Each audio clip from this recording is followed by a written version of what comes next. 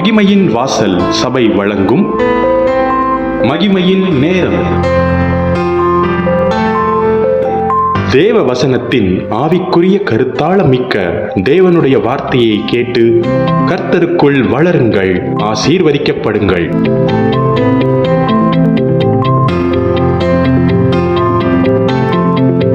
இச்செய்தியினை உங்களுக்கு வழங்குபவர் மகிமையின் வாசல் சபையினுடைய போதகர் பாஸ்டர் சங்கர் அவர்கள்.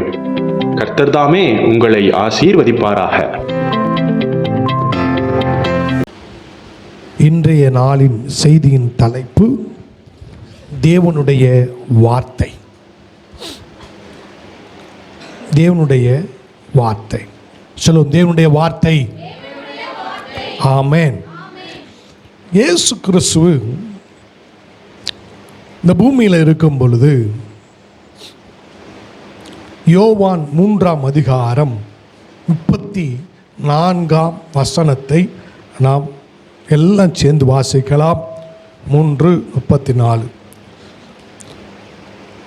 யோவான் எழுதின சுவிசேஷ புத்தகம் 3:34. தேவனால் அனுப்பப்பட்டவர் தேவனுடைய வார்த்தைகளை பேசுகிறார். சொல்லுங்க, தேவனால் அனுப்பப்பட்டவர் தேவனுடைய வார்த்தைகளை பேசுகிறார். அப்போ தேவனால் ஒரு மனிதன், இயேசு தேவனால் அனுப்பப்பட்டிருந்தார். அவர் என்ன வார்த்தையை பேசினாரா? தேவனுடைய வார்த்தைகள் என்ன செய்யினார்? பேசினார். தேவனால் அனுப்பப்பட்டவர் தேவனுடைய வார்த்தைகளை பேசினார். அந்த தேவனால் அனுப்பப்பட்டவர்கள். அப்போ இயேசு தேவனால் அனுப்பப்பட்டிருந்தார்னா அவர் ஒரு நாளும் தேவனுடைய வார்த்தையை தவிர வேறு ஒன்றுமே பேசலை. ஒரு மனிதன் தேவனால் அனுப்பப்பட்டவராய் இருப்பாரானால் அவன் வேதாகம வார்த்தைகளை பேசுவான், அல்லது தேவனால் அனுப்பப்பட்ட பரிசுத்த ஆவியானவர் அருளின வார்த்தைகளை பேசுவான். நல்லா கவனிக்கணும். தேவனால் அனுப்பப்பட்டவர் தேவனுடைய வார்த்தைகளை பேசுகிறார். இயேசு இந்த பூமியில் இருக்கும் பொழுது தேவனுடைய வார்த்தைகள் என்ன செய்தார்? பேசினார். அவர் தேவனால் அனுப்பப்பட்டிருந்தார். ஒரு மனிதன் தேவனால் அனுப்பப்பட்டிருந்தா தேவனுடைய வேதாகமத்தில் இருக்கிற தேவனுடைய வார்த்தைகளை பேசுவார், அல்லது பரிசுத்த ஆவியானவர் அருளின வார்த்தைகளை பேசுவார் என்று வேத சத்தியம் சொல்லுகிறது. அப்போ தேவனால் ஒரு மனிதன் அனுப்பப்பட்டிருக்கிறான் என்பதற்கு அடையாளம் அவன் தேவனுடைய வார்த்தைகளை பேசுவான். மற்றொன்று, தேவ ஆவியானவர் பேசுகிற வார்த்தைகளை பேசுவான். இதுதான் தேவனால் அனுப்பப்பட்டவனுக்குரிய அடையாளமாக இருக்கிறது. இயேசுவை பற்றி தீர்க்க தரிசனமாக கிட்டத்தட்ட 3000 ஆண்டுகளுக்கு முன்பாக சொல்லப்பட்ட ஒரு தீர்க்க தரிசனத்தை நான் வாசிக்கிறேன். உபகாமம் புஸ்தகம் 18ஆம் அதிகாரம் 18வது வசனம். உபகாமம் 18:18க்கு நாம் கடந்து போகலாம். அவர் சொல்றார், இயேசுவை பற்றி சொல்லுகிறார். மோசேட்ட சொல்றார், உன்னை போல் ஒரு தீர்க்கதரிசியை நான் அவர்களுக்காக அவர்கள் சகோதரிலிருந்து எழும்ப பண்ணி. உபகாமம் 18 சேர்ந்து வாசிக்கலாம். உன்னை போல், நான் பைபிள் வாசிக்கலாம், சேர்ந்து வாசிக்கணும், சரிங்களா? உபகாமம் 18. உன்னை போல் ஒரு தீர்க்கதரிசியை நான் அவர்களுக்காக அவர் சகோதரிலிருந்து எழும்ப பண்ணி என் வார்த்தைகளை அவர் வாயில், அவர் வாயில், இயேசுவினுடைய வாயில் பிதாவினுடைய வார்த்தைகளை அருளுவேன் என்று சொல்லுகிறார். அடுத்த பாருங்க, அடுத்த நான் அவருக்கு கற்பித்த எல்லாம் அவர் உங்களுக்கு. இயேசு பூமிக்கு வரும் பொழுது பிதாவாகிய தேவன் இயேசுடைய வாயில் என்ன வார்த்தைகளை அருளினாரோ அதைத்தான் அவர் சொன்னார். பிதாவாகிய தேவன் எதை இயேசுவுக்கு கற்பித்தாரோ அதைத்தான் அவர் இந்த பூமியிலே மனிதனாய் இருக்கும்போது பேசினார். அவரை பற்றி தீர்க்கதரிசனமா சொல்லுது. இயேசு பூமியில் வரும்பொழுது நான் என்ன அவர் வாயில வார்த்தை அருளனோ அதான் பேசுவார். நான் என்ன கற்பிக்கிறனோ, உபகாமம் 18:18 சொல்றாரு, நான் என்ன வார்த்தைகளை அருளுவேன் அதான் பேசுவார். நான் என்ன கற்பிக்கணும் அவர் தான் பேசுவார். ஏனால் அவர் மனிதனாக பூமிக்கு அனுப்பப்பட போகிறார் என்று இயேசுவை தேவன் இந்த பூமிக்கு அனுப்பினார்.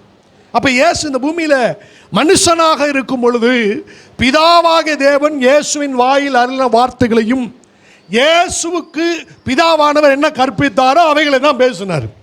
அப்போ அப்படிதான் அவருடைய வாழ்க்கையில் இயேசுடைய வாழ்க்கையில் அவர் பேசின வார்த்தைகள் இருந்தது என்று பரிசுத்த வேதம் சொல்லுகிறது.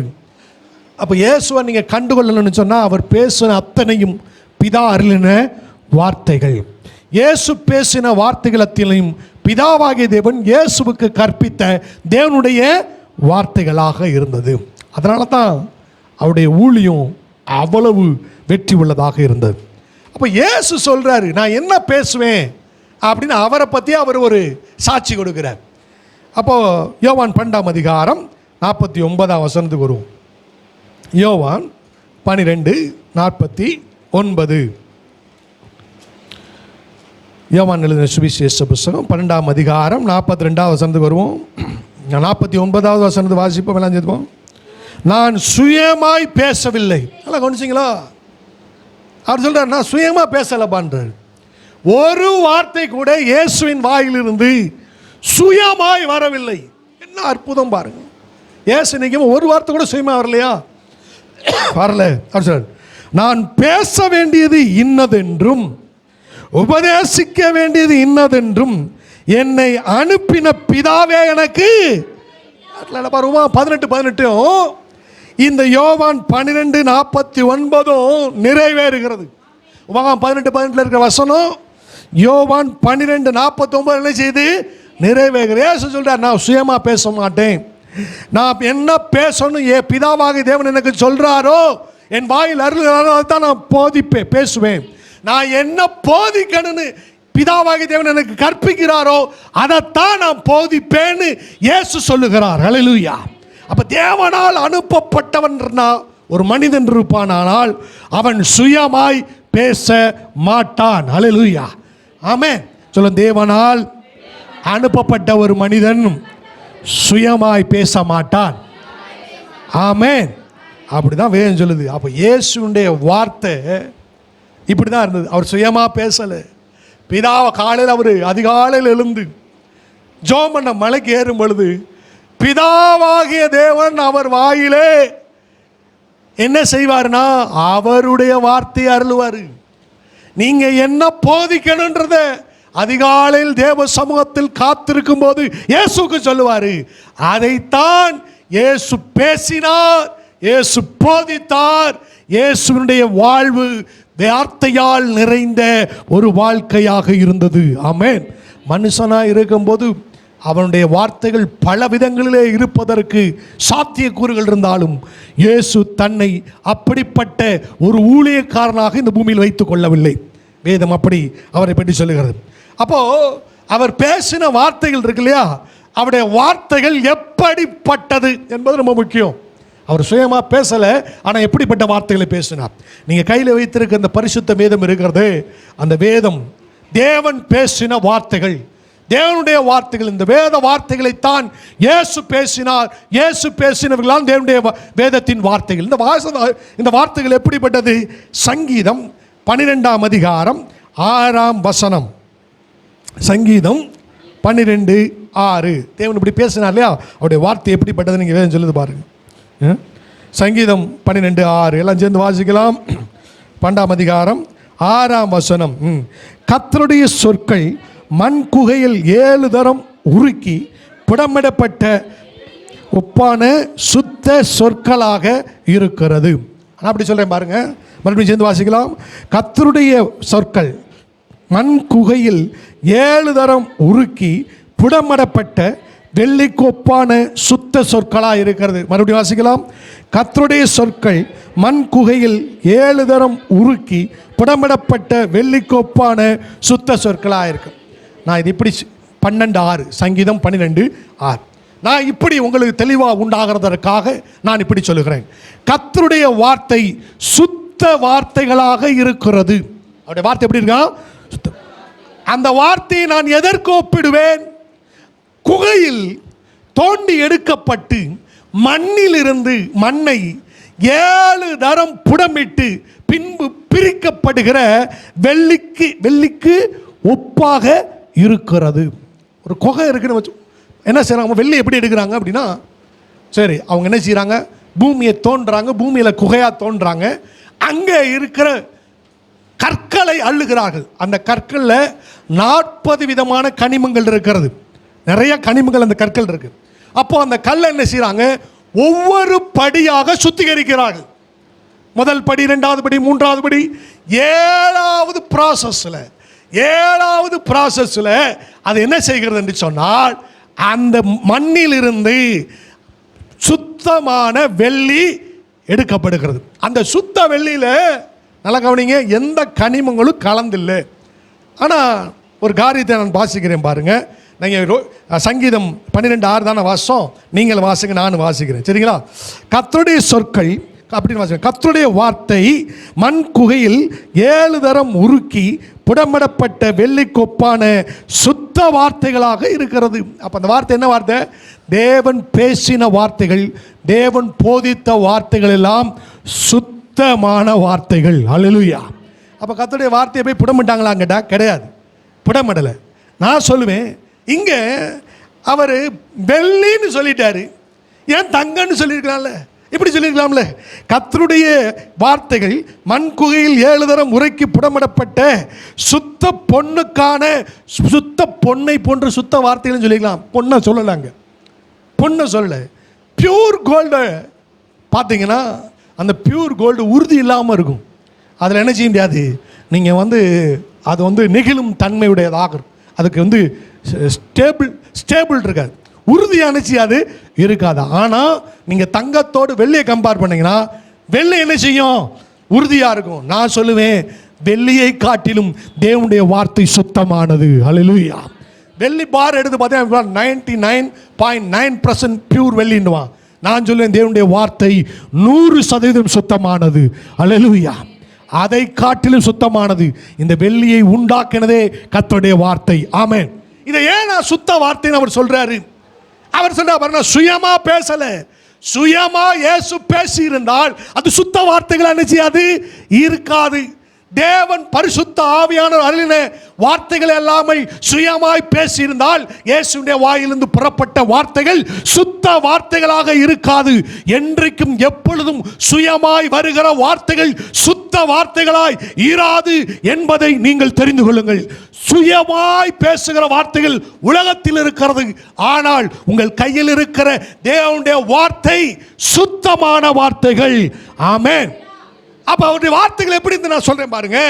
அவர் பேசும் பொழுது சுத்த வார்த்தைகள், அவர் பேசும்போது ஒரு வார்த்தையை பேசிட்டு ஐயோ இப்படி பேசிட்டேனேன்னு மனஸ்தாபப்படுகிற வார்த்தைகளை இயேசு ஒரு நாளும் பேசினது இல்லை.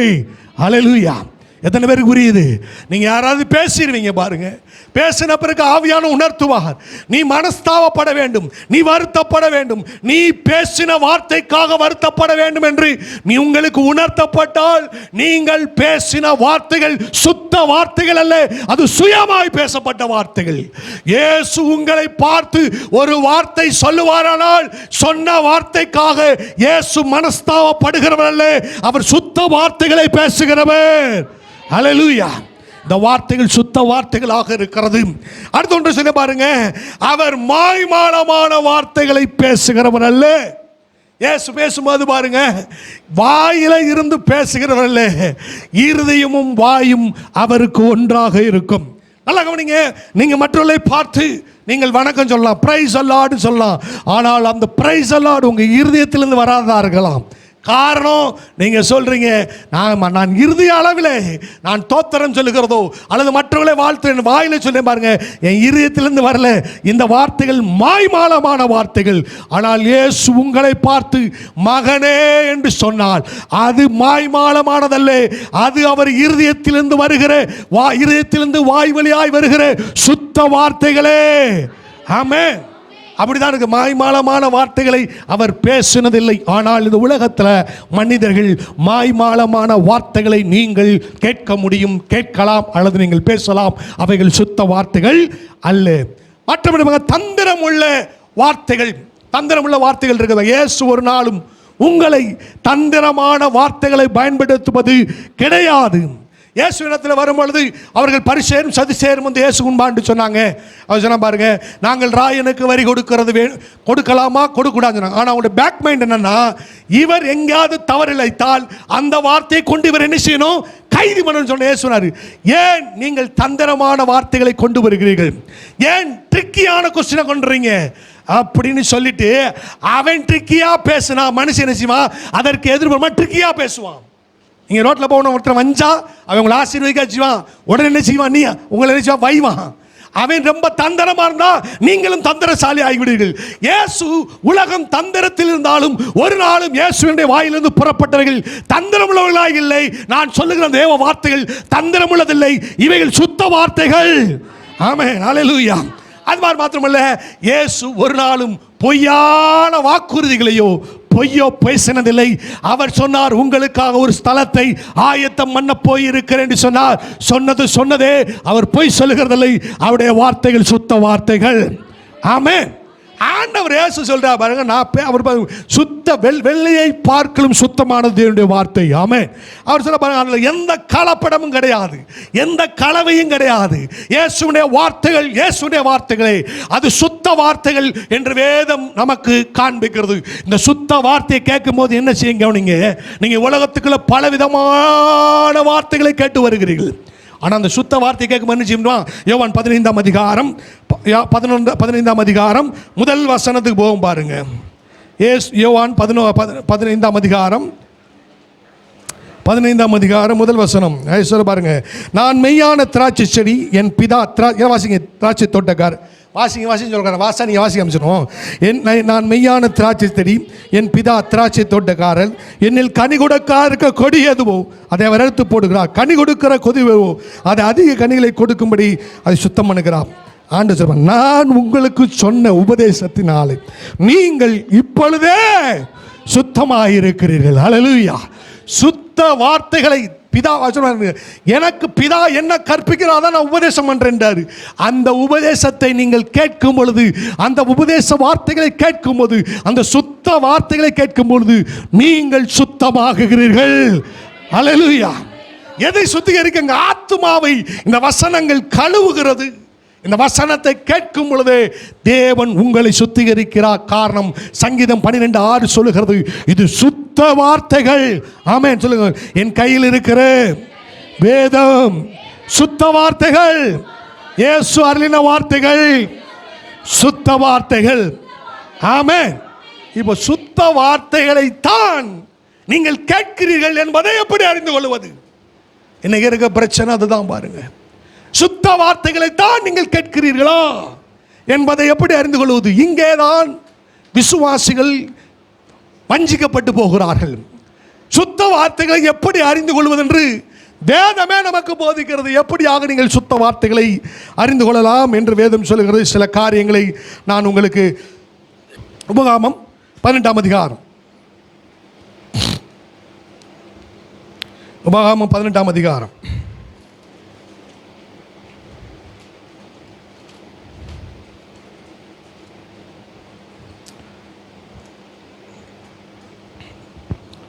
18ஆம் அதிகாரம் 12ஆம் வசனம் வாசிக்கிறேன். உன்னை போல் ஒரு தீர்க்கதரிசி நான் அவர்கள் சகோதரரிலிருந்து எழும்ப பண்ணி என் வார்த்தைகளை அவர் வாயில் அருளுவேன். நான் அவர்களுக்கு கற்பித்தவைகள் எல்லாம் அவர்களுக்கு சொல்லுவார். இது யோவான் 3:43 நிறைவேறிச்சு. அவர் சொல்ல பாருங்க, அடுத்த வசனம் 19ஆம் வசனத்தில், என் நாமத்தினாலே அவர் சொல்லும் என் வார்த்தைகளுக்கு செவி கொடாதவன் எவனோ அவனை நான் விசாரிப்பேன். அடுத்து சொல்றாரு, சொல்லும்படி நான் கட்டளையிடாத வார்த்தையை என் நாமத்திலே சொல்ல துணியும் தீர்க்கதரிசியும் வேற தேவர்களின் நாமத்தினாலே பேசும் தீர்க்கதரிசியும் சாக கடவா. அவர் சொல்ல, நான் சொல்லாத வார்த்தையை, நான் கட்டளையிடாத வார்த்தையை சொல்ல துணிகிற தீர்க்கதரிசி அப்படின்றார். அவர்கிட்ட தேவனுடைய வார்த்தை, சுத்த வார்த்தையை தேவன் சொல்லாமலே நான் சொல்லுகிறேன் என்று சொல்லுகிறவன் கர்த்தர் சாகணும்னு தீர்ப்பளித்து அடுத்து சொல்றா பாருங்க. சரிங்க, பேசுறவர் தேவ வார்த்தையை தான் பேசுற, எப்படிங்க அடுத்து சொல்றா பாருங்க. அடுத்து போங்க, கர்த்தர் எல்லாம் சேர்ந்து வாசிப்போம். ஏன் வாசிக்க மாட்டேன்றீங்க? எல்லாம் சேர்ந்து வாசிங்க. கர்த்தர் சொல்லாத வார்த்தை இன்னதென்று நான் எப்படி அறிவேன் என்று நீ உன் இருதயத்தில் சொல்வாயாக. சொல்லுவோம், கர்த்தருடைய வார்த்தை. சொல்லுங்க, கர்த்தருடைய வார்த்தை இன்னதென்று நான் எப்படி அறிவேன் என்று என் இருதயத்திலே கேட்கிறேன். இது கர்த்தருடைய வார்த்தை தானா, எப்படி அறிவேன் அப்படின்னு ஒரு கேள்வி வச்சு ஆண்டவர் அடுத்து சொல்றாரு. அதுக்கு பதில் சொல்றாரு, ஒரு தீர்க்கதரிசி கர்த்தரின் நாமத்தினாலே சொல்லும் காரியம் நடவாரமும் நிறைவேறாமலும் போனால் அது கர்த்தர் சொல்லாத வார்த்தை. நல்லா கவனிங்க, ஒரு வார்த்தை தேவனால் ஒரு மனிதனிடத்திலிருந்து புறப்படும் பொழுது அது நிச்சயமாக நிறைவேறும். அப்படி அந்த மனிதனிடத்தில் சொன்ன வார்த்தை நிறைவேறவில்லை என்றால் கர்த்தர் அந்த மனிதன் மூலமாய் பேசவில்லை, அது சுயமாய் பேசப்படுகிற வார்த்தை. நல்லா கவனிக்கணும். அப்போ கர்த்தருடைய வார்த்தை என்ன செய்யும் கேட்டீங்கன்னா, ஒரு மனிதன் மூலமாய் பேசும்போது அது அப்படியே நிறைவேறும். ஹல்லேலூயா. அதுதான் ரொம்ப கவனம். அப்போ தேவனுடைய பிள்ளைகளே, தேவனுடைய வார்த்தையை நீங்கள் கவனிக்கும் போது, அந்த வார்த்தையை பிரசங்கிக்கும் போது, அந்த வார்த்தையில் மாய்மாலம் இருக்கிறதா, தந்திரம் உள்ளதா இருக்கிறதா, அந்த வார்த்தைகள் பொருளாசை உள்ளதா இருக்கிறதா, அல்லது அந்த வார்த்தைகள் கர்த்தருடைய வார்த்தைகள் தேவனுடைய வசனத்தின்படி இருக்கிறதா என்று அறிந்து கொண்டால் அங்கே போதிக்கப்படுகிற வார்த்தைகள் தேவனிடத்திலிருந்து வருகிற வார்த்தைகள். தேவன் சொல்லுகிறார் என்று ஒரு மனிதன் தேவனுடைய வார்த்தையை சொன்னால் அந்த வார்த்தை நிச்சயமாக நிறைவேறும். நிறைவேறவில்லை என்றால் தேவன் சொல்லவில்லை என்று நீங்கள் அறிந்து கொள்ளலாம். அப்ப தேவனுடைய வார்த்தை சுத்தமானதா, அதை கையாளுகிற தேவ பிள்ளைகள் ஒருவேளை தேவன் சொல்லாததை சொன்னதாக சொல்லும் போது இடறுகிறார்கள். தேவன் சொல்லாத வார்த்தைகளை அவர்கள் கேட்கும் பொழுது அவர்கள் இடறுகிறார்கள்.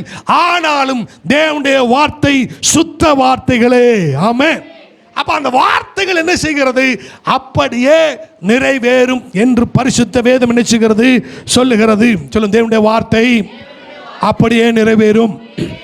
அப்படியே நிறைவேறாவிட்டால் அது சுயமாய் பேசப்பட்ட வார்த்தைகள், அதற்கு நான் பயப்பட வேண்டியதில்லை. ஆமென். அப்ப கர்த்தருடைய வார்த்தை அப்படிதான் சொல்லுது என்பதை நீங்கள் அறிந்து கொள்ளுங்கள். ஆண்டவர் உங்க மேல இந்த வார்த்தையை கொடுத்து, இந்த வார்த்தையை நீங்கள் அறிந்து கொண்டு உங்களை சுற்றி நடக்கிறவர்கள் மாய்மாலமான வார்த்தைகளா, அல்லது பொருளாசை உள்ள வார்த்தைகளா, அல்லது தந்திரமுள்ள வார்த்தைகளா என்பதை அறிந்து கொள்வதற்கு கர்த்தர் சுத்த வார்த்தையாகிய பரிசுத்த வேதாகமத்தை உங்கள் கையில் என்ன செய்திருக்கிறார், கொடுத்திருக்கிறார். இயேசு பூமியில் இருக்கும் பொழுது தேவன் அவர் வரல ஆயில வார்த்தைகளையும் பிதாவாகிய தேவன் அவருக்கு கற்பித்த வார்த்தைகளையும் உபதேசித்தார் என்று சொன்னேன். இயேசு கிறிஸ்து பூமியில் இருக்கும்போது அவர் வாழ்க்கையில் நடந்த அவர் சொன்ன சுத்த வார்த்தையை குறித்து சிலவற்றை நாம் பார்க்கலாம். அப்படி நீங்கள் அறியும் பொழுது கர்த்தருடைய வார்த்தை எத்தனை வண்ணமாய் கிரியை செய்கிறது, நான் எப்படி இந்த சுத்த வார்த்தையை கண்டுகொள்ள முடியும் என்பதை சத்திய வார்த்தையிலிருந்து நாம் என்ன செய்யலாம், அறிந்து கொள்ளலாம். யோவான் சுவிசேஷ புஸ்தகம் 4ஆம் அதிகாரத்திற்கு கடந்து வரலாம். யோவான் 4ஆம் அதிகாரம் 46வது வசனத்திலிருந்து நான் வாசிக்கிறேன். 46 பாருங்க. பின்பு இயேசு தன் தண்ணீரை திராட்சரசமாக்கின கலிலேயாவில் உள்ள கானா ஊருக்கு மறுபடியும் வந்தார். அப்பொழுது கப்பர்நகுமிலே ராஜாவின் மனுஷரில் ஒருவனுடைய குமாரன் வியாதியாக இருந்தான். பாருங்க, இயேசு கிறிஸ்து அற்புதம் செய்த கலிலேயாவில் உள்ள கானாவிற்கு வர்றார். முதல் அற்புதம் செஞ்ச கலிலேயாவுக்கு வர்றார். இந்த கலிலேயாவில் இயேசு வரும்போது கப்பர்நகுமில் ராஜாவின் அதிகாரியாக இருந்த ஒரு மனுஷனுடைய மகன் மரணத்துக்கு ஏதுவான வியாதியுடனாக இருக்கான். இயேசு கானாவூருக்கு வரும்போது இயேசு கானாவூருக்கு வந்திருக்கிறார் என்கிற செய்தி கப்பர்நகுமில் இருக்கிற ராஜாவின் அதிகாரிக்கு சொல்லப்படுகிறது. இயேசு கானாவூருக்கு வந்திருக்காரு அப்படின்னு சொன்னோன்னே அப்போ என்ன செய்யறா பாருங்க, இயேசு 47 இயேசு யூதியாவிலிருந்து கலிலேயாவுக்கு வந்தார் என்று அந்த மனுஷன் கேள்விப்பட்டான். பாருங்க, அந்த அந்த கப்பர்நகுமில் இருக்கிற அந்த மனுஷன் கேட்டு இயேசு இப்போ கானாவூரில் இருக்காரு அப்படின்னு சொல்லிட்டு அவன் என்ன செய்யறான் பாருங்க, அவரிடத்தில் போய் கப்பர்நகுமில் இருந்து ரொம்ப தூரம் பயணம் பண்ணி கலிலேயாவில் உள்ள கானாவூருக்கு வந்துட்டான். இயேசுவை சந்திக்கிறான். ரொம்ப தூரம் பயணம். ஆனால் அவங்க மகன் ரொம்ப தூரத்தில் இருக்கான், வியாதியில் இருக்கிறான், மரணத்துக்கு ஏதுவாக இருக்கிறான். வசனத்தில் பாருங்க, அவரிடத்திற்கு போய் தன் மகன் மரண அவஸ்தையாய் இருக்கிறபடினால் அவனை குணமாக்கும்படி வர வேண்டும் என்று அவரை வேண்டிக் கொண்டார். ரொம்ப தூரம். அது வந்து கேட்குறான், நீங்கள் வாங்க எங்கள் ஊருக்கு வாங்க, கப்பர்நகூமுக்கு வாங்க. கப்பர்நகூமுக்கு வந்து என்ன செய்யுங்க, என் மகனை சுகமாக்க, அவன் சாக பழக்க கிடைக்கான், கடைசி ஸ்டேஜில் இருக்கான், அவன் செத்து போயிடுவான் போல, நீங்கள் சீக்கிரமாக வாங்கன்னு கப்பர்நகூமில் இருந்து ராஜாவின் அதிகாரி தன்னுடைய போர் சேவலோடு கூட கிளம்பி கானா ஊருக்கு வந்து ஏசப்பாட்ட ஜெபம் பண்றார். அப்போ ஏசப்பா சொல்றார் பாருங்க, இயேசு அவனை நோக்கி, நீங்கள் அடையாளங்களையும் அற்புதங்களையும் காணாவிட்டால் விசுவாசிக்க மாட்டீர்கள். அல்லேலூயா. சில ஜனங்கள் அற்புதங்கள் அடையாளம் காண விசுவாசிக்க மாட்டாங்க. அவங்க விசுவாசிக்கிறதற்காகவே ஏசப்பா அடையாளங்களையும் அற்புதங்களையும் செய்கிறார். அல்லேலூயா. ஆமென். அடுத்த வசனம். அதற்கு ராஜாவின் மனுஷர், ஆண்டவரே, அவன் சொல்றான், செத்து போற முன்னாடி வாங்கப்பா, நீங்க வாங்க, கப்பர்நகூமுக்கு வாங்கன்ற. அப்ப இயேசு சொல்றார், இயேசு அவனை நோக்கி, நீ போகலாம், உன் குமாரன் பிழைத்திருப்பான் என்றான். சொல்ல பாருங்க, நீ போகலாம் சொல்ற. அந்த மனுஷன் இயேசு சொன்ன வார்த்தையை நம்பி அவர் வார்த்தை சொல்றார். இயேசு சுயமா பேச மாட்டார், உள்ள இருக்க ஹோலி ஸ்பிரிட் பேசுறாரு இயேசுலேருந்து. இயேசு சொல்றாரு, நீங்க போக சொல்லுங்க அவரை, நான் சுகமாக்கிறேன். இயேசு சொல்றாரு, நீ போகலாம், உன் குமாரன் சுகமா இருக்கான்னு இயேசு சொன்ன வார்த்தையை நம்பி போனானா? எப்படி இவனுக்கு இந்த இயேசுவின் மேலே வார்த்தை வந்தது? அவனுக்கு தெரியும், இயேசு பேசுகிற வார்த்தை சுத்த வார்த்தைகள், அவர் என்ன சொன்னாலும் அது நிறைவேறும். அல்லேலூயா. ஆமென். இயேசு சொன்னா நிறைவேறும். சொல்லு, இயேசு சொன்னா அப்படியே நிறைவேறும். அது சுயமான வார்த்தைகள் அல்ல. ஆமென். அப்படியே நிறைவேறும். இயேசு சொன்னார்னு பாருங்க. அப்போ அடுத்தது பாருங்க, அந்த மனுஷன் சொல்ல வார்த்தையை நம்பி போயிட்டான். அவன் போய்கிட்டு இருக்கான். சரி, மறுபடியும் எங்கேருந்து போகிறான்? கானா ஊர்லேருந்து கப்பர்நகூமுக்கு போகிறான். போயிட்டு இருக்கும்போது அவனுடைய வேலைக்காரர் வந்தாங்க. அவனுடைய வேலைக்காரர் கப்பர்நகூமில் போன குதிரையில் போயிட்டு இருக்கும்போது வந்துட்டு சொல்கிறாங்க, அவனுக்கு எதிர்கொண்டு வந்து, உம்முடைய குமாரன் பிழைத்திருக்கான், உன் மகன் பிழைச்சிட்டான், கொடுத்து பிழைச்சிட்டாயா, நல்லா இருக்காயா, விளாட்றாயா, மரணப்படுக்க மாறிடுச்சான்னு சொன்ன. அவன் கேட்குறாங்க போது, நல்லா இருக்கானான்னு அவன் கேட்கல. அவன் சொல்ல பாருங்க, அப்பொழுது எந்த மணி நேரத்தில் அவனுக்கு எப்படா சுகமாச்சுன்னு கேட்குறான் அவன். அவன் சொல்கிறான், அவன் சொல்ல பாருங்க, எந்த மணி அப்பொழுது எந்த மணி நேரத்தில் என்றார்கள். அவரிடத்தில் விசாரித்தார். அவர்கள் நேற்று 7 மதியம் 7 மணினா மதியம் 1 மணி, 1 மணிலேருந்து ட்ராவல் பண்ணுறான். ட்ராவல் பண்ணி அடுத்த நாள் 1 மணி, அவ்வளோ தூரம் பயணித்து வந்து எத்தப்படா ஜெபமான்னு கேட்டால், நேற்று மதியம் 1 மணிக்கு ஜெபமாச்சு. அவன் பாருங்க, 7 மணித்தில் அவனை விட்டதுண்டா. அவனை சுரமட்டான். அடுத்த வருஷம் 53, உன் குமாரன் பிழைத்திருக்கிறான் என்று இயேசு சொன்ன மணி நேரம் அதுவே என்று தகப்பன் அறிந்தார். இயேசு எப்ப சொன்னாரோ அப்பயே தூரத்தில் இருக்கிற வியாதியா இருந்தவன் அந்த மணி நேரத்திலே சுகமாயிட்டான். ஆமென். அல்லேலூயா. இயேசு நாளைக்கு இன்னைக்கு போயிட்டு நாளைக்கு சொல்ல மாட்டாங்க.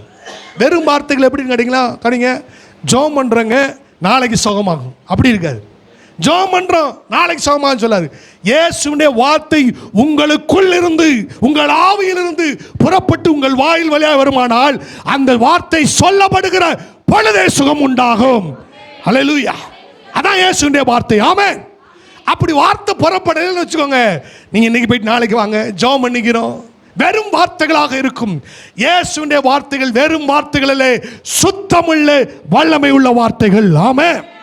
நல்லா கவனிக்கணும். அப்படிதான் இருக்கணும். வார்த்தைகள் சொல்லும் பொழுதே நிறைவேறும். சொல்லுங்க, இயேசுவினுடைய வார்த்தைகள் சொல்லும் பொழுதே, நான் கேட்கும் பொழுதே அது என் வாழ்விலே நிறைவேறும். ஆமென். பாருங்க, அந்த மணி நேரத்தில் ஜெபமாச்சு. அதான் இயேசுவினுடைய வார்த்தையும் உண்மை உள்ள வார்த்தை, சுத்த வார்த்தை. இதுவே தேவனுடைய வார்த்தை. ஆமென். சொல்லுங்க, இதுவே தேவனுடைய வார்த்தை, இதுவே தேவனுடைய வார்த்தை.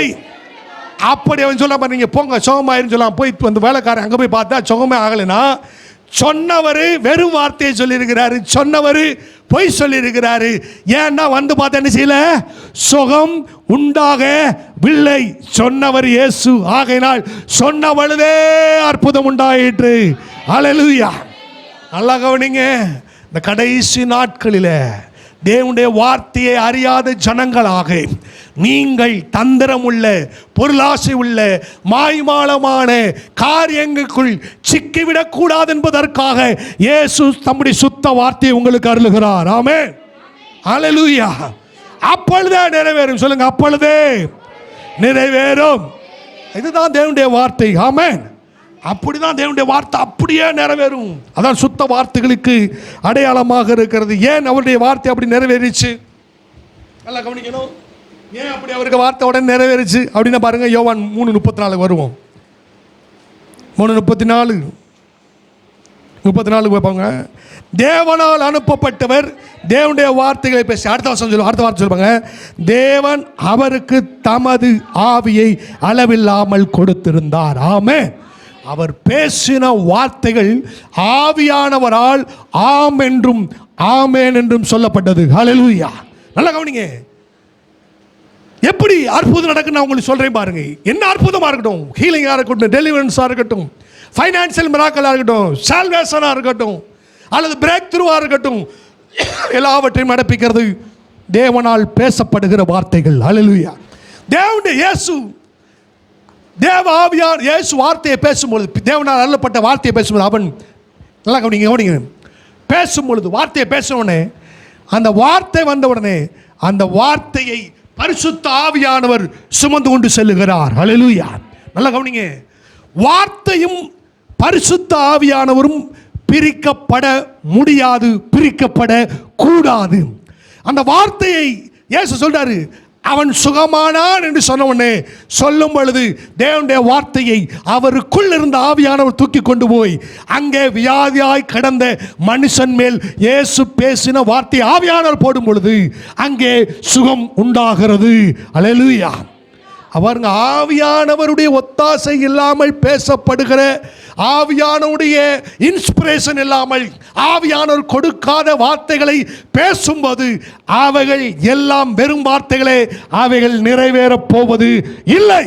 ஆனால் ஆவியானவரால் நிறைந்து, ஆவியானவர் உங்கள் உள்ளத்தை ஒரு வார்த்தை சொல்லும் பொழுது, அந்த வார்த்தை உங்கள் இருதயத்திலிருந்து, உங்கள் ஆவியிலிருந்து புறப்பட்டு உங்கள் வாயில் வரும் பொழுது, அந்த வார்த்தையை ஆவியானவர் சுமந்து கொண்டு கேட்கிறவனுக்குள் போடுகிற பொழுதே அற்புதம் நடக்கிறது. ஹல்லேலூயா. ஆமென். அப்ப ஆண்டவர் இயேசு சொல்லி அவர் ஆவியினால் நிறைந்தவராக இருந்தார். வார்த்தையை இன்னைக்கு என்ன பண்ணிட்டாங்கன்னா, இயேசுவினுடைய வார்த்தையை ஆவி இல்லாமல் பிரசங்கிக்கிறதும் ஆவியானவர் துணை இல்லாமல் சொல்லுவதனாலும் உண்டாகிற விளைவுகள் தான் ஏராளமானவர்களாக இருக்கிறது. அப்படித்தான் பரிசுத்த வேதம் என்ன செய்கிறது, சொல்லுகிறது. தேவனுடைய வார்த்தையை ஆவி இல்லாமல் உபதேசம் பண்ணுவதும், தேவன் பேசுகிறார் என்று ஆவியானவர் சொல்லாமல் சொல்லுவதும், அங்கே ஒரு விதமான நன்மைகளும் உருவாகிறது இல்லை. ஆகையினால ஆண்டவர் சொல்ல பாருங்க, அவர் ஆவியில் நிறைந்திருந்தார். அவர் பேசின வார்த்தைகள் தேவனால் அனுப்பப்பட்டவர் தேவனுடைய வார்த்தையில் பேசினார். அதை தொடர்ந்து சொல்லுகிறது, அவர் தேவனுடைய ஆவினால் நிறைந்திருந்தார் என்று சொல்லுகிறது. அப்போ நீங்கள் உங்களுக்கு ஒரு வார்த்தை, முதலாவது நீங்கள் தேவனுடைய சமூகத்துக்கு வர்றீங்க, தேவனுடைய சமூகத்தில் காத்திருக்கீங்க. உங்களுக்கு ஒருவேளை உங்களுக்குள்ள இருந்த ஆவியானவர் உங்கள் பிரச்சனைகளுக்கான சுத்த வார்த்தைகளை உங்கள் ஆவியிலே சொல்லலாம். அப்படி சொல்லும் பொழுது அந்த வார்த்தைகளை நீங்கள் சொன்னால், நீங்கள் சொன்ன வார்த்தையின்படியே அப்பொழுதே அற்புதம் நிகழ்ந்து விடும். ஹல்லேலூயா. அப்படி இல்லை, ஒரு தேவனுடைய மனுஷன் முன்னாடி போய் நிற்கிறீங்க, தேவனுடைய மனுஷன் உங்களுக்கு தேவனுடைய வார்த்தை தீர்க்கதரிசனமா சொல்றான்னு வச்சுக்கோங்க.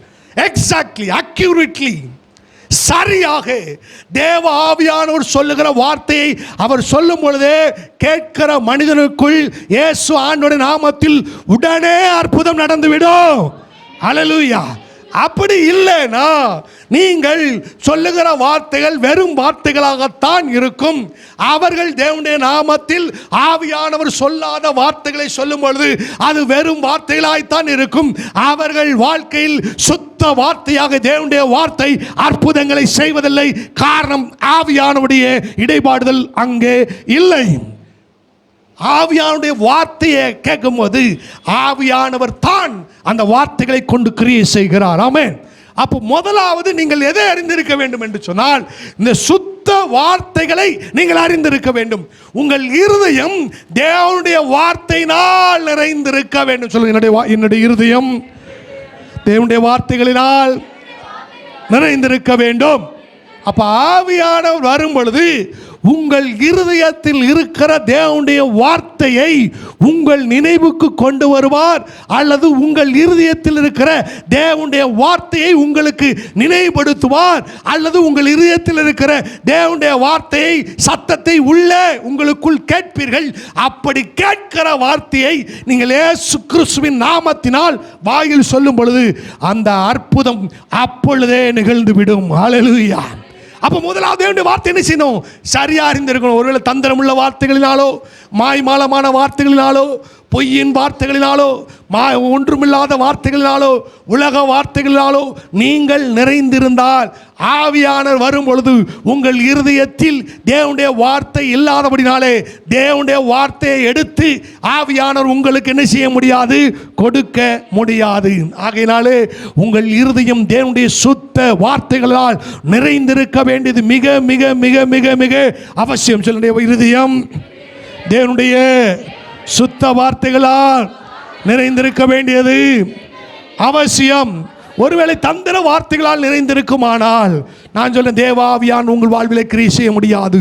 மாய்மாலமான வார்த்தைகளால் உங்கள் இருதயம் நிறைந்திருக்குமானால் ஆவியான வரும் பொழுது உங்கள் இருதயத்திலே ஆவியானவர் கிரியை செய்ய முடியாது. ஆகினாலே தேவனுடைய ஜனமே, சுத்த வார்த்தைகளால் உங்களுடைய இருதயம் நிறைந்திருக்குமானால் ஆவியான அசைவாடும் பொழுது உங்கள் இருதயத்தில் தேவனுடைய வார்த்தை இருக்கிறா என்பதை தேடி பார்ப்பார். ஏனென்றால் ஆவியானவருக்கு பயன்படும் கருவி என்னன்னா தேவனுடைய வார்த்தையை சொல்ல. ஆவியானவருக்கு பயன்படும் கருவி என் கையில் இருக்கிற சுத்த வார்த்தைகளே. ஆமென். ஆவியான வரும்போது உங்க இருதயத்தை தேடி பார்ப்பார், என்ன வார்த்தை இருக்குன்னு பார்ப்பார். அங்க மாய்மாலமான வார்த்தை இருக்குன்னா ஆவியான சொல்ல நான் மூலமாக நான் கிரியை செய்ய முடியாது, உன் வாழ்க்கையில் அற்புதங்களை செய்ய முடியாது, உன் வாழ்வில் என்னுடைய வார்த்தையை கொடுக்க முடியாது. ஏனென்றால் நான் சுத்த வார்த்தையிலவன். உன் இருதயம் மாய்மாலமான தந்திரமுள்ள வார்த்தைகளால் பொய்யின் வார்த்தைகளால் நிறைந்திருக்க அப்படினாலே கிரியை செய்ய முடியாது என்று ஆவியான் நின்று கொள்ளுவார். அதே நேரத்தில் உங்கள் இருதயம் இந்த சுத்த வார்த்தைகளால் சுத்தமாக்கப்பட்டு சுத்த வார்த்தைகளால் நிறைந்திருக்குமானால் ஆவியான வரும் பொழுது உங்கள் இருதயத்திலே தேவ வார்த்தையை நினைப்பூட்டுவார், அல்லது தேவ வார்த்தையை உங்களுக்கு எடுத்து கொடுப்பார், அல்லது தேவனுடைய வார்த்தையை சத்தமாக உங்களுக்குள் இருந்து பேசுவார். உங்களுக்குள் சொல்லுங்க, எனக்குள் இருந்து பேசுவார். அப்படி பேசும் பொழுது அந்த வார்த்தையை இயேசுவின் நாமத்தில் நீங்கள் சொல்லும் பொழுது சொன்ன உடனே அற்புதங்கள் நிகழும். ஹல்லேலூயா. ஆமென். இயேசு சொல்லுகிற வார்த்தை நல்லா கவனிக்கணும். இயேசு கிறிஸ்து எப்படி கிரியை செய்கிறார் என்பதை பாருங்கள். இயேசுவின் நாமம், அவருடைய வார்த்தை, பரிசுத்த ஆவியானவர், இவைகள் மூன்றும் இணைந்தால் தான் அங்கே அற்புதங்கள் நிகழ்கிறது. ஹல்லேலூயா. இயேசுடைய வார்த்தை, இயேசு கிறிஸ்துவின் நாமம், பரிசுத்த ஆவியானவர், இம்மூன்று மணி ஒன்றும் இல்லைனா இயேசுவின் நாமம் இல்லைனாலும் கஷ்டம், தேவனுடைய வார்த்தை இல்லைனாலும் கஷ்டம், பரிசுத்த ஆவியான மூணு இல்லைனா கஷ்டம். பாருங்க, பரிசுத்த ஆவி இல்லாமல் வெறும் வார்த்தை எடுத்து உங்களுக்கு இப்படி நடக்கணும்னு சொன்னால் அது நடக்க போகிறது இல்லை. அது உங்கள் வாக்கை நிறைவேறாது. அதே நேரத்தில் தேவ வார்த்தையால் ஒரு மனிதன் நிறைந்திருக்கும் பொழுது ஆவியான இந்த வார்த்தையை இவர்களுக்கு சொல் என்று சொல்லும்போது அந்த வார்த்தையை சொல்லும்போது இயேசுவின் நாமத்தில் கேட்கிற அவர்களுக்கு எத்தனை விதமான பிரச்சனைகள் இருந்தாலும் அந்த மணி நேரத்தில் இயேசு அவைகளுக்கு ஒரு முற்றுப்புள்ளி வைப்பார். ஹல்லேலூயா. அப்ப முதலாவது என்ன இருக்குன்னா தேவனுடைய சுத்த வார்த்தைகளை சொல்லும். தேவனுடைய சுத்த வார்த்தைகளே என்று இருதயத்தில் இருக்க வேண்டும். ஆமென். அப்ப ஆண்டவர் சொல்றார் பாருங்க, இந்த வார்த்தைகள் எப்படி பண்ணணும், எப்படி நீங்க அந்த வார்த்தையை யார் கேரி பண்ணிட்டு போறானா ஆவியான சொல்லும். தேவனுடைய வார்த்தையை யார் சுமந்து கொண்டு போகிறது என்றால் தேவாவியானவர். ஆமென். நல்லா கவனிக்கணும் பாருங்க. அப்போ அவர் தான் அவருடைய வார்த்தையை சுமந்துக்கிட்டு போறாரு. வசனம் இப்படி இருக்குன்னு வசனம் அப்படின்னு பாருங்க. இந்த வசனத்தை புஷ் பண்ணி தள்ளுறவர் ஆவியானவர். தள்ளிட்டே போறா தான் வசனம் வச்சுக்கோங்க. ஹோலி ஸ்பிரிட் என்ன செய்வானே முதுகு பின்னால் இருந்துட்டு வசனத்தால் நிரம்பி இருக்கும்போது என் முதுகு பின்னால் இருந்துட்டு என்னை புஷ் பண்ணார், கோ தள்ளுவார், கோ ஜெயம் அப்படி தான் உண்டாகும். வசனமே இல்லைன்னா ஆவியான இருப்பார். ஆனால் எனக்கு உந்துதல் சொல்லவோ, என்னை உணர்த்தி வைக்கவோ, என்னை உள்ளத்திலிருந்து சத்தம் பிறப்பிக்கவோ வசனம் இல்லாதபடினாலே ஆவியானர் இருப்பார். ஆனால் பிரச்சனைகளுக்கு பதில் இருக்காது. நன்றாய் கவனியுங்கள். ஆகையினால் தேவ ஜனமே, எது சுத்த வார்த்தை என்பதை முதலாவது அறிந்து கொள்ளுங்கள். இல்லை என்றால் இந்த காலங்களிலே நீங்கள் அவைகளுக்கு தப்பும்படி சத்தியங்களை கேட்டு சுத்தமாகுங்கள். ஆண்டவருடைய வசனம் அப்படித்தான் சொல்லுகிறது. வசனத்தினால் நீங்கள் நிறைந்திருப்பீர்களானால், நல்லா கவனிங்க. சன் இவன் தான் தேவனுடைய வார்த்தை என்று வைத்துக் கொள்ளுங்கள். தேவனுடைய வார்த்தையால் நிறைந்திருக்கிறான், முழுவதும் சுத்த வார்த்தையில் இருக்கிறார். ஜோம் பண்ணிட்டு இருக்கும்போது நான் தான் பரிசுத்தாவியான நினைச்சுவேனா அவருடைய வார்த்தைகளை உந்தி தள்ளுவார். வார்த்தை இல்லைன்னா உந்தி தள்ள மாட்டார். கவனிங்க, இவரெல்லாம் தேவனுடைய வார்த்தை. நீங்கள் ஜோம் பண்ணிட்டே இருக்கீங்க, தேவனுடைய வார்த்தையால் நிறைந்திருக்கிற போது ஆவியானவர் வரும்போது ஒரு வார்த்தையை சொல்லுங்க, ஒரு வார்த்தையை சொல்லுங்க, ஒரு வார்த்தையை, ஒரே ஒரு வார்த்தை அதை தள்ளுவார் பாருங்க. அப்படி தள்ளும் போது பாருங்க, அந்த வார்த்தையை வாய் வழியாக வெளியே வரும். யார் மூலமாக வந்துச்சுன்னா ஆவியானவர் மூலமாக இந்த வார்த்தை என்னப்பட்டிருக்கு, வாயில் வரும்பொழுது எவ்வளவு பிரச்சனையும் அங்கே முடங்கும், அடங்கும் இயேசுவின் நாமத்தினாலே. அல்லேலூயா. அப்போ தேவ வார்த்தை சுத்த வார்த்தைகளால் நிறைந்திருக்க வேண்டும். ஆமென். நீங்கள் கதையினாலோ மாய்மாலங்களினாலோ வெறும் வார்த்தைகளினாலோ தந்திரமுள்ள வார்த்தைகளினாலோ பொய் வார்த்தைகளினாலோ தேவனுடைய வார்த்தை என்று சொல்லப்படுகிறது போல் இருக்கிற வார்த்தைகளாலோ நிறைந்திருந்தால் ஆவியானவர் உங்களுக்குள் இருந்து ஒரு வார்த்தையும் வெளியே வரப்போவது இல்லை, அற்புதங்கள் நகலப்போவதில்லை. நன்றாக கவனிங்க, ஆவியானவரும் வார்த்தையும் பிரிக்கக்கூடாது. ஆனால் இன்னைக்கு இருக்கிற சூழ்நிலைன்னா ஆவியானவர் இல்லாத வெறும் வார்த்தைகள் மாத்திரம் இன்றைக்கு பிரசங்கிக்கப்படுகிறது. ஆவியானவர் இல்லாத வெறும் வார்த்தைகள் மாத்திரம் தீர்க்க தரிசனமாய் சொல்லப்படுகிறது. ஆவியானவர் இல்லாத வெறும் வார்த்தைகளை மாத்திரம் சொல்லப்படுகிறபடினாலே ஜனங்களுக்குள் இயேசு கிறிஸ்துவினுடைய அற்புதங்களை அவர்கள் காண முடியவில்லை. இதுவே இயேசுவினுடைய சுத்த வார்த்தையினுடைய ரகசியம். ஹல்லேலூயா. பாருங்க, எவ்வளவு பெரிய ரகசியத்தை நீங்க சொல்லியிருக்கோம்னா தேவனுடைய சுத்த வார்த்தையின் ரகசியம். ஆமென்.